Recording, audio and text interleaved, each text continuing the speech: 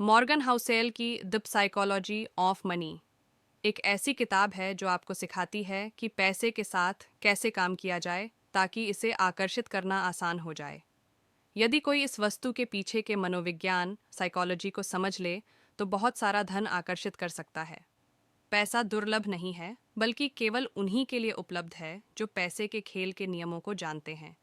इस पुस्तक को अभी पढ़ें और पैसे के मनोविज्ञान साइकोलॉजी को सीखें और अबंडेंस को आकर्षित करें। कई बार हम ये सोचते हैं कि कुछ लोग बहुत ज़्यादा पैसा होने पर भी हमेशा एक मीडियोकर जीवन ही जीते रहते हैं, और कैसे कुछ लोग कम इनकम होते हुए भी लॉन्ग टर्म में करोड़पति बन जाते हैं। आप चाहे माने या न माने, इस समय पैसे को लेकर जो आप फैसला ले रहे होंगे वो आपके आने वाले कुछ सालों के फाइनेंशियल स्टेटस पर असर डालेगा। तो क्यों ना अभी से पैसे के मनोविज्ञान साइकोलॉजी को समझा जाए और जल्दी से जल्दी फ़ायदा लिया जाए। इसलिए आज हम बात करने वाले हैं एक ऐसी ही किताब के बारे में जिसका नाम है द साइकोलॉजी ऑफ मनी, जिसे मॉर्गन हाउसेल ने लिखा है। ये किताब पर्सनल फाइनेंस को ह्यूमन बिहेवियर के लेंस से परखती है।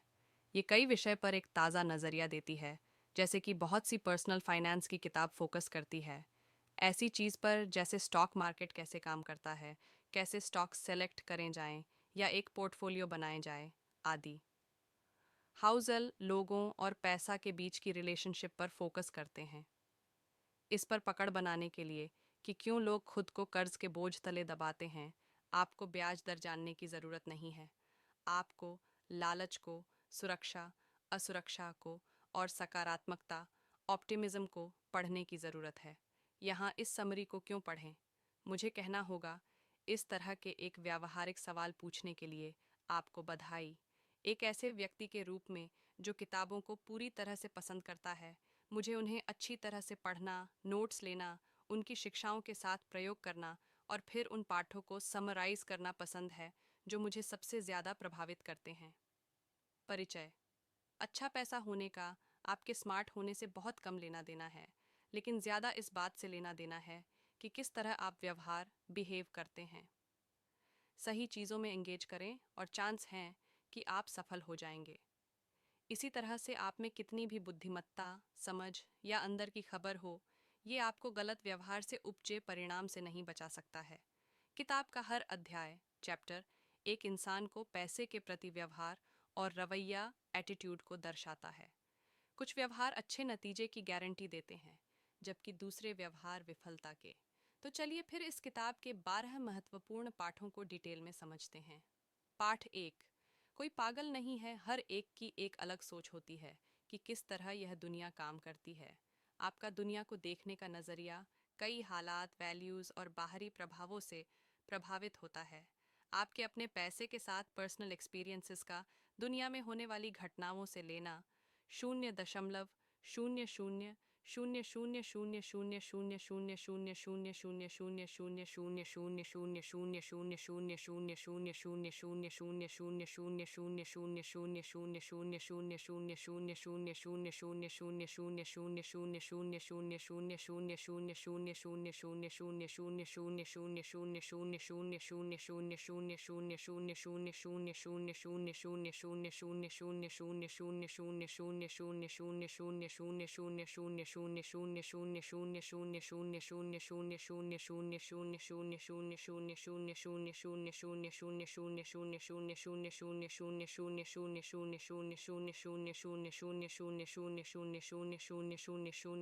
चीज़ आपके डर और अनिश्चितता की ताकत को नहीं रोक सकती है, चाहे आप कितना भी पढ़ लें या खुले विचारों वाले हो जाएं। हम सब ये सोचते हैं कि हमें पता है कि दुनिया कैसे काम करती है, लेकिन हम इसे एक पतले से रेशम के बराबर भी अनुभव नहीं कर पाए हैं। अमेरिका में लॉटरी टिकट खरीदने वालों पर गौर करें। कम आय वाले लोग सालाना $400 खर्च कर देते हैं। ये नंबर हायर इनकम वाले लोगों को भी चौंका सकता है। इसे पैसे की एक उम्मीद या ख्वाहिश का नाम देकर कुछ लोग इसको सही ठहरा सकते हैं। बिना खुद को उनकी जगह पर रखे ये जान पाना मुश्किल है कि वो ऐसा क्यों करते हैं। पाठ 2। भाग्य और जोखिम कोशिशों से आपके नतीजे तय होते हैं, लेकिन किस्मत और जोखिम भी इसमें एक बहुत महत्वपूर्ण भूमिका निभाते हैं। बिल गेट्स उन चुनिंदा हाई स्कूल्स में पढ़े जहां 1968 में कंप्यूटर हुआ करते थे। अगर शिक्षक बिल डगॉल की कोशिश नहीं होती, जिन्होंने उस समय एक $3000 का कंप्यूटर खरीदा, तो इसकी संभावना कम है कि बिल गेट्स को वही करियर में सक्सेस मिलती। गेट्स खुद ये चीज़ मानते हैं कि अगर लेकसाइड स्कूल नहीं होता तो आज माइक्रोसॉफ्ट भी नहीं होता। लेकसाइड में 3 बहुत बहारीन कंप्यूटर स्टूडेंट्स जो आपस में दोस्त भी थे, बिल गेट्स, पॉल एलन और केंट इवांस। केंट इवांस को भी सक्सेस मिलना तय था, लेकिन उनकी ग्रेजुएशन से पहले ही एक दुर्घटना में मौत हो गई। इसे एक दुर्भाग्य के उदाहरण के तौर पर देखा जा सकता है। किस्मत और जोखिम लेना, ये दोनों वो वास्तविकता है जो हर एक की जिंदगी में उसके खुद के प्रयास के अलावा भी उसके नतीजे पर असर डालती है। ये दोनों चीज़ें होती हैं, क्योंकि सिर्फ आपके प्रयासों के दम पर ही आपको 100% नतीजे मिलने के लिए दुनिया बहुत कॉम्प्लेक्स है। किसी ऐसी घटना का जो आपके कंट्रोल में नहीं है, उसका भी आपके ऊपर अच्छा खास प्रभाव पड़ सकता है। पाठ 3, कभी पर्याप्त नहीं। ये एक कहानी है लेखक कुर्ट वॉन्नेगुट और जोसेफ हेलर की, जो एक अरबपति के पार्टी में शामिल होते हैं। कुर्ट ने कहा कि ये अरबपति एक दिन में उतने पैसे कमा लेता है जितना हेलर अपने लोकप्रिय उपन्यास नॉवल से आज तक नहीं कमा पाया है। हेलर ने कहा, हाँ, लेकिन मेरे पास कुछ ऐसा है जो उसके पास कभी नहीं होगा। वो है काफ़ी, इनफ। जो आपके पास है उसे खतरों में डालने की कोई वजह नहीं बनती। सबसे मुश्किल फिनेंशियल स्किल ये है कि आप अपने गोल पोस्ट को मूव ना करने दें। खुद को दूसरे से तुलना करना एक गलती है। वेल्थ और जलन पैदा करने के लिए कैपिटलिज्म अच्छा है, लेकिन सामाजिक तुलना एक ऐसा प्रोसेस है जो कभी ख़त्म नहीं होती है। आपको इसे सीढ़ी पर हमेशा आपसे ऊपर कोई मिल ही जाएगा। काफ़ी होने का मतलब है आपको ये पता हो कि किस चीज़ को अवॉइड किया जाए, जिसके लिए आपको बाद में पछताना न पड़े। कई चीज़ें जोखिम लेने के लायक नहीं होती, चाहे उनसे कितना ही फ़ायदा क्यों ना हो। एक छोटी सी लिस्ट जैसे प्रतिष्ठा, आज़ादी, दोस्त, परिवार, प्यार और खुशी। जीतने का सिर्फ एक ही रास्ता है कि आप उस खेल का हिस्सा ही नहीं बने। पाठ 4, उलझा वो सिर्फ एक अच्छे निवेशक नहीं हैं, वो लगातार 75 साल तक एक अच्छे निवेशक रहे हैं। इनकी फाइनेंशियल सक्सेस को एक फाइनेंशियल बेस में बांधा जा सकता है, जो उन्होंने अपने शुरू के सालों में बनाया था और बाद में उसे लंबा समय तक बनाया रखा। इन्वेस्टिंग उनका स्किल है, लेकिन उनका सीक्रेट है समय। अच्छी इन्वेस्टमेंट हमेशा सबसे ज़्यादा रिटर्न्स के बारे में नहीं होती। ये उन अच्छे रिटर्न्स के बारे में है जिनके साथ आप चिपक कर रहे हैं और लंबे समय तक में दोहरा सके। और यहाँ पर कंपाउंडिंग अपना जादू दिखाती है। पैसा प्राप्त करना और पैसा रखना पूरी तरह से अलग चीज़ें हैं, और पूरी तरह से अलग मानसिकता और रणनीतियों की आवश्यकता होती है। धन प्राप्त करने के लिए जोखिम उठाने, आशावादी होने और अपने आप को वहाँ रखने की आवश्यकता होती है। पैसा रखने के लिए इसके विपरीत की आवश्यकता होती है। इसके लिए विनम्रता की आवश्यकता होती है और यह भय होता है कि आपने जो बनाया है वह आपसे उतनी ही तेजी से छीना जा सकता है। पाठ 5, अमीर बनना बनाम अमीर बने रहना। पैसा पाना और बनाए रखना बिल्कुल अलग चीज़ें हैं, और इनके लिए बिल्कुल अलग मानसिकता और रणनीतियाँ, स्ट्रेटजीज चाहिए। पैसा पाने के लिए जोखिम लेने की ज़रूरत होती है, पॉजिटिव बने रहने और ख़ुद को इसमें झोंक देने की। पैसा बनाए रखने के लिए ज़रूरी होती है ठीक इसके उलटे की। इसके लिए चाहिए विनम्रता और ये डर कि जो आपने कमाया है वो बहुत जल्दी आपके हाथ से निकल भी सकता है। माइकल मोरिट्स, जो एक वेंचर कैपिटलिस्ट है, कहते हैं, हम ये समझते हैं कि आने वाला कल बीते हुए कल जैसा नहीं होगा।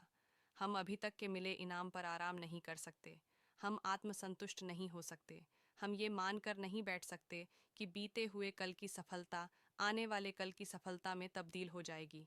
एक सर्वाइवल माइंड होने के लिए 3 चीज़ों की ज़रूरत होती है। फाइनेंशियल अनब्रेकेबल होने का लक्ष्य बनाएं, इतना सक्षम बने कि मार्केट के उतार चढ़ाव सहन कर सकें और गेम में लंबे समय तक बने रह सकें, ताकि कंपाउंडिंग अपना जादू दिखा सके। प्लान करने के लिए सबसे महत्वपूर्ण चीज़ है कि कोई भी प्लान आपके प्लान के अनुसार नहीं जाएगा। हर पाठ 9, उचित, तर्क संगत और त्रुटि, एरर की गुंजाइश। फाइनेंशियल डिसीजंस लेते समय बिल्कुल ठंडा होकर न रहे।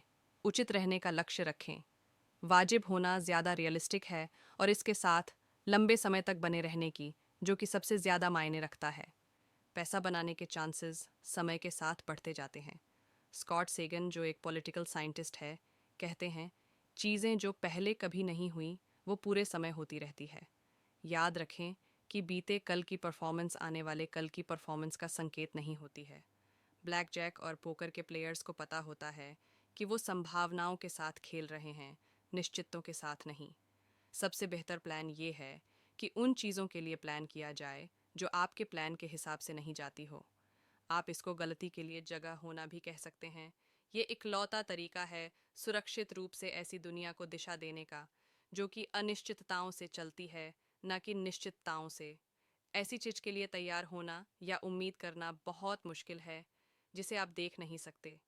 तो आप क्या कर सकते हैं? आप ये कर सकते हैं कि आप फेलियर के सिंगल पॉइंट को अवॉइड कर लें, फेलियर के इम्पैक्ट को मिनिमाइज कर सकते हैं। असफलता का सबसे बड़ा सिंगल पॉइंट ये होता है कि आप अपने खर्च और ज़रूरतों के लिए सिर्फ एक इनकम के सोर्स पर निर्भर रहते हैं, वो भी बिना किसी सेविंग्स के। बुरे दिनों का फंड एक अच्छा आइडिया है। उन चीज़ों के लिए पैसा बचाएं जिन्हें आप अनुमान या भविष्यवाणी नहीं कर सकते। पाठ 10। आप बदल जाएंगे, हम खुद के फ्यूचर सेल्फ के एक बहुत बुरे प्रेडिक्टर होते हैं। हमारी अब भी की ज़रूरतें चाहते वो नहीं होती है जो हमारे फ्यूचर सेल्फ की ज़रूरतें और चाहते होंगी। लॉन्ग टर्म के लिए सोच पाना और इफ़ेक्टिवली डिसीजन ले पाना बहुत मुश्किल होता है। क्या सच्चाई को स्वीकार करें कि एक इंसान बदलाव होने के लिए ही बना है। आज जो आपके लिए मायने रखता है, हो सकता है आने वाले 10 साल में उसका कोई मतलब ही नहीं रहे। डूबा हुआ लागत, संक कॉस्ट, बीते हुए कल के बुरे फैसले को आगे बढ़ाते जाना जिसकी भरपाई होना अब संभव नहीं है। ऐसी दुनिया में जो लगातार बदल रही है, ये एक शैतान का काम करता है। ये हमारे भविष्य को हमारे अतीत का गुलाम बना देता है। ये उस अजनबी की तरह है जो आपकी ज़िंदगी के बड़े फैसले लेता है। जैसे कि आपने एक बिजनेस में इन्वेस्ट किया और बुरी तरह फेल हो गए। अब आप इसे जारी रखने का सोचते हैं क्योंकि आप बहुत पैसा लगा चुके हो, बिना ये सोचे कि आगे भी चलकर ये ज़रूरी नहीं है कि आप पैसा बना लेंगे। जो चला गया वो डूबा हुआ लागत, संक कॉस्ट है। ज़रूरी है कि हम होने वाले नुकसान से खुद को बचाएं। पैसों के साथ जुड़ी कई चीज़ों के लिए ये जानना है कि उसकी कीमत क्या है और उसे चुकाने के लिए तैयार रहना। सफल इन्वेस्टिंग एक कीमत मांगती है, लेकिन इसकी करेंसी डॉलर या सेंट नहीं होती। ये होती है अस्थिरता, डर, शंका, अनिश्चितता और पछतावा। ये सारी चीज़ों को अनदेखा करना आसान है जब तक कि हम असली में इन्हें फेस नहीं कर लेते। बहुत कम लोग में ये कहने का स्वभाव होता है कि ठीक है, अगर मैं अपना 20% पैसा गवा देता भी हूँ तब भी मैं ठीक हूँ। लेकिन अगर आप अस्थिरता को एक फीस की तरह देखने लगते हैं तो चीज़ें अलग दिखती हैं। जब आप लॉन्ग टर्म में इन्वेस्ट करते हैं तो आपको शॉर्ट टर्म में मार्केट के उतार चढ़ाव को स्वीकार करने के लिए भी तैयार रहना पड़ता है। पाठ 11।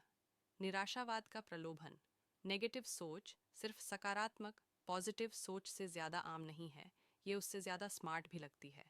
ये आपको बुद्धिमत्ता के तौर पे बंदी बना लेती है और हम इस पर सकारात्मकता से ज़्यादा ध्यान देते हैं। अगर आप किसी को ये बताएंगे कि सब कुछ ठीक हो जाएगा, तो या तो आपसे वो दूर निकल लेंगे या आपको उलझन भरी निगाहों से देखेंगे। किसी को ये बताएं कि उन पर खतरा है और आपको उनकी पूरी अटेंशन मिलेगी। डैनियल कानहेमन कहते हैं, ये पॉजिटिव और नेगेटिव एक्सपेक्टेशंस और एक्सपीरियंस के पावर के बीच की असमानता का एक एवोल्यूशनरी हिस्ट्री है। ऑर्गेनिजम्स खतरों को अवसरों से ज़्यादा ज़रूरी मानकर काम करते हैं। उनके जीवित रहने और रिप्रोड्यूस करने के मौके ज़्यादा बनते हैं। 2000 में जब तेल के मूल्य बढ़े, कुछ खास तरह से तेल निकालना इकोनॉमिकली संभव हो सका। आवश्यकता आविष्कार की जननी है और मानवता अनंत इन्फिनिट रूप से इनोवेटिव है। लोग बाधाओं और समस्याओं को नए समाधान सॉल्यूशन के साथ जवाब देते हैं। खतरों के साथ समान परिमाण के समाधान भी आते हैं। इकोनॉमिक हिस्ट्री का ये एक कॉमन प्लॉट है जिसे अक्सर नकारात्मक विचारक द्वारा भुला दिया जाता है। प्रोग्रेस धीमी होती है, लेकिन झटके और आपदा जल्दी और ज़्यादा प्रभावशाली होते हैं। रातों रात बहुत सारी संधियाँ ट्रीटीज़ होती हैं, लेकिन शायद ही कभी रातों रात चमत्कार होता है। ग्रोथ बनती है कंपाउंडिंग से, जो कि हमेशा समय लेती है। डिस्ट्रक्शन होते हैं, फेलियर के सिंगल पॉइंट जो कि कुछ सेकंड्स में हो जाते हैं, और कॉन्फिडेंस लूज होना वो भी एक झटके में हो जाता है। पाठ 12, कबूलनामा, कन्फेशन। इस लेसन में लेखक कुछ अपने फाइनेंशियल बिहेवियर और विश्वास को हाईलाइट करते हैं। हाउज़ल के फाइनेंशियल डिसीजन की एक ही ड्राइव है, स्वतंत्रता। वो कम खर्च वाली एक्टिविटीज़ में खुशी खोजते हैं, जैसे एक्सरसाइज, रीडिंग, पॉडकास्ट और लर्निंग। उनके पास कर्ज के पैसे से लिया हुआ घर नहीं है। वो ये मानते हैं कि हो सकता है कि ये एक बुरा फाइनेंशियल डिसीजन हो, पर एक अच्छा मनी डिसीजन है, क्योंकि इसमें कम से कम मन की शांति तो है। वो अपने 20% एसेट्स कैश में रखते हैं, जिसमें उनके घर की कीमत शामिल नहीं है। वो एक सेफ्टी नेट बनाने के लिए और इमरजेंसी में अपने स्टॉक्स बेचने से बचने के लिए ऐसा करते हैं। चार्ली मंगर कहते हैं, कंपाउंडिंग का पहला नियम ये कहता है कि इसमें बिना वजह के रोक टोक न किया जाए। हाउज़ल अब किसी इंडिविजुअल स्टॉक्स में इन्वेस्ट नहीं करते। हाउज़ल ने सभी stock market investments low cost index funds में कर रखे हैं। कुछ लोग एवरेज मार्केट को आउट परफॉर्म कर देते हैं। ये बहुत मुश्किल है, और जो ज़्यादातर लोग सोचते हैं उससे कहीं ज़्यादा मुश्किल। हर इन्वेस्टर को वो रणनीति चुननी चाहिए जिसके लक्ष्य पाने के सबसे ज़्यादा चांसेस हों। ज़्यादातर इन्वेस्टर्स के लिए लॉन्ग टर्म में लो कॉस्ट इंडेक्स फंड सबसे ज़्यादा रिटर्न देकर जाएंगे। धन्यवाद दोस्तों, मुझे उम्मीद है कि ये समरी आपको पसंद आई होगी। मुझे उम्मीद है कि आप किताब के सभी पाठों को अपनी ज़िंदगी में अपनाकर अपनी लाइफ को और भी बेहतर बना पाएंगे। द साइकोलॉजी ऑफ मनी किताब की समीक्षा, book review. The psychology of money में मॉर्गन हाउसल इंसाइट्स प्रदान करता है कि लोग पैसे और साइकोलॉजिकल बायसेस के बारे में कैसे सोचते हैं, जो हमारे फाइनेंशियल डिसीजंस को प्रभावित करते हैं। उनका तर्क है कि सफल इन्वेस्टिंग केवल फाइनेंशियल कॉन्सेप्ट्स को समझने या सही उपकरणों तक पहुंच के बारे में नहीं है, बल्कि हमारी भावनाओं और साइकोलॉजिकल टेंडेंसीज को महारत हासिल करने के बारे में भी है। हाउज़ल की लेखन शैली आकर्षक है, और वह अपनी बातों को स्पष्ट करने के लिए एनेक्डोट्स और वास्तविक जीवन के उदाहरणों का उपयोग करते हैं। वह इम्पल्सिव निर्णयों से बचने, लॉन्ग टर्म पर्सपेक्टिव विकसित करने और फाइनेंशियल सफलता में भाग्य की भूमिका को समझने के महत्व पर चर्चा करते हैं। किताब की एक ताकत यह है कि यह अच्छी आदतें विकसित करने के महत्व और निवेश के लिए एक कंसिस्टेंट अप्रोच पर जोर देती है। हाउज़ल का तर्क है कि जो लोग अपने पैसे का प्रबंधन करने में सफल होते हैं, ज़रूरी नहीं कि उनके पास उच्च आईक्यू या अंदरूनी जानकारी, इनसाइडर इन्फॉर्मेशन तक पहुंच हो। इसके बजाय वे साउंड प्रिंसिपल्स और अपने लक्ष्यों की स्पष्ट समझ के आधार पर निवेश करने के लिए एक अनुशासित और धैर्यवान दृष्टिकोण रखते हैं।